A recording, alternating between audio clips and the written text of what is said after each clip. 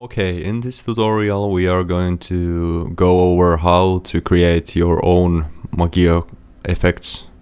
So let's start by going to the VFX graphs and then duplicating the template for your effect. So I pressed Ctrl D there and let's name it my awesome effect.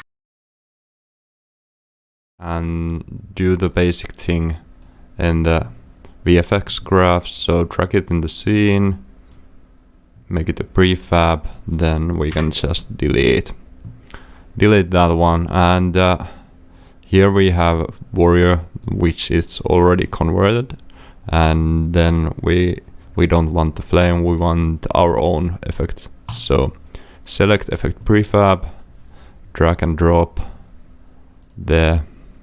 It's already emitting the default effect, and then we can just go here, edit,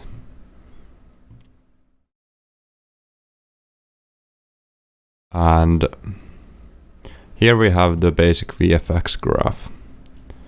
So the important part here is the positioning, which positions the particles here, and also handles the spreading and nullifying. So you can do anything here, but I will just do something.